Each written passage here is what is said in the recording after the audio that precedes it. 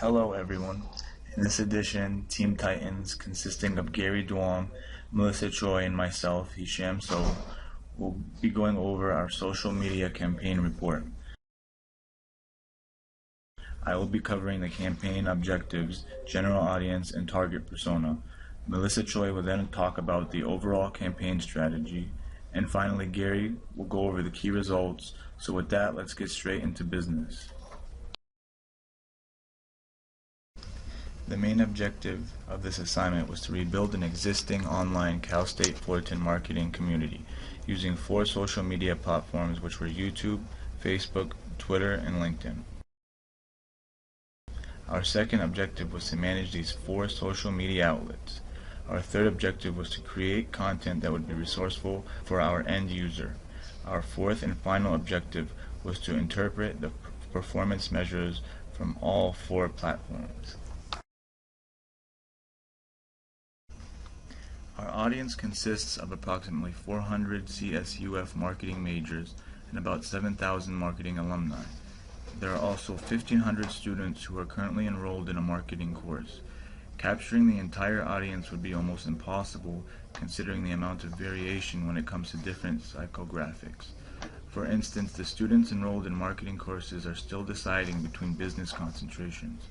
On the other end of the spectrum of the 7,000, the majority of marketing alumni are more likely to have jobs and are only looking to reconnect with their community for networking purposes via social media. Knowing this, we had to target a specific segment of this community. The team wanted to target a segment that was resource hungry. This leads us to our target persona. The team selected a candidate on campus to create the persona. The student is a marketing major by the name of Kevin Jones, a 22-year-old male with an income of less than $25,000 a year. His anticipated graduation date and career opportunities are only 2 semesters away.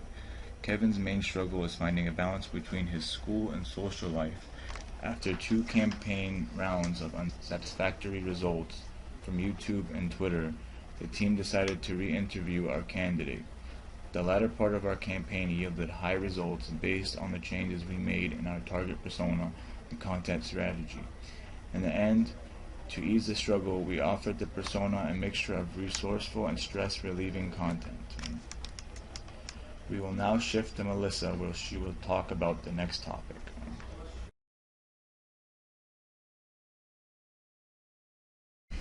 Hi everyone, my name is Melissa and I will be going over our campaign strategy. Our campaign started with YouTube, so immediately we had to tap into our creative side and make a video that our audience would find informative. Our audience is familiar with the struggle of finding parking in the morning at the Eastside structure when you don't get there early enough. That's how we came up with the idea for a video. We made a video that offered helpful parking tips, and the video was shot in first person so the audience could identify with the feelings we were trying to convey. Our second campaign round was the Twitter platform. Although the content the team posted was full of resources, we found that it wasn't attracting the CSUF marketing community. Only a handful of people retweeted or liked our content during the campaign round. Judging by the modest amount of people following the CSUF marketing Twitter page, we concluded that Twitter was unsuccessful in attracting our target community. After an unsuccessful round, we modified our persona, and as a result, Facebook was a hit with the community. Our first post for this round was a Halloween-related picture, and it got more response than expected. From this point on, we decided to deliver more stress-relieving content aside from the usual informative content. Gary came up with the brilliant idea of making a Vine video to share. Vine was the perfect way to attract a college student's attention. Our audience was more likely to view video clips as opposed to clicking a link to an article that could take several minutes to read. The Vines featured Professor Atwang and Professor Chen. We also blasted the videos to our classmates and faculty through other channels such as the Titanium email system. Our last social media platform was LinkedIn. We were required to post 5 discussions, something that was entirely new to all of us. Gary made the first post, eliciting several responses because of his interesting topic about the limited number of marketing electives available at CSUF. For LinkedIn, we use a relaxed approach to interact with our audience. Discussion topics were about Thanksgiving and Black Friday, and even an interactive poll instead of the usual links to articles.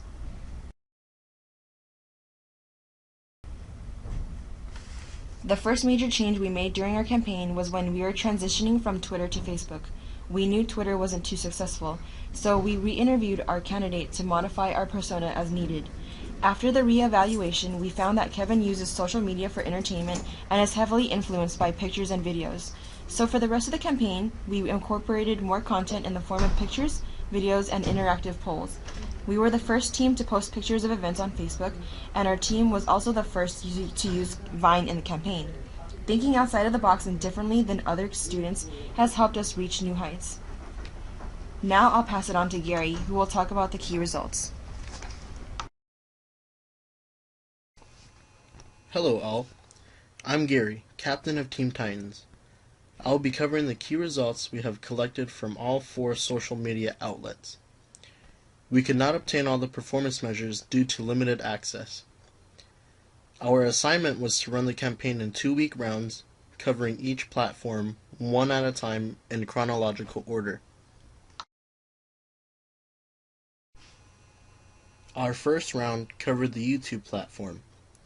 One video received 61 total views, 78 minutes watched, 2 likes, 0 dislikes, and 0 comments. Our goal was to premiere one great video to cross-post onto our other social media platforms. Our second round covered the Twitter platform. After posting 12 tweets, we received 12 retweets, 15 favorites, and 0 replies. After this campaign round, Team Titans decided to revamp our persona by re-interviewing our candidate, which increased engagement in the later campaign segments. Our third round covered the Facebook platform. With 14 total posts, we received 75 likes, 26 comments, 22 shares, and 1,864 reaches. Based on previous data, a typical post would reach out to approximately 40 people. Our first post, after the shift in persona, reached about 340 people. Our fourth and final round covered the LinkedIn platform. 5 discussions received 7 likes and 11 comments. Within a few minutes of posting the discussions, members rapidly responded with their opinions.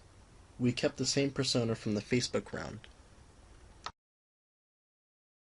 After a little change in our strategy, it was clear that our latter campaigns were successful due to our decision to re-interview the target persona. To explain this, we will be taking an in-depth look at Facebook metrics.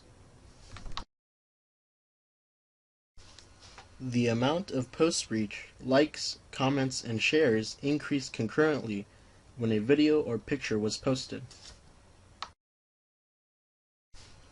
By comparing the beginning of the Facebook campaign to its end, the total amount of page likes increased by about 43%. In conclusion, judging by the low amount of engagement our YouTube and Twitter campaigns yielded, the team knew we were not attracting our audience. Our campaign did not receive much attention until the team decided to revamp the target persona. In the end, we found that there were 3 points to take away from this campaign. 1. You can never learn too much about your persona. 2. The target persona is not constant. And 3. One small shift can dramatically change your content strategy. We hope you've learned a lot from our report. Thanks for watching.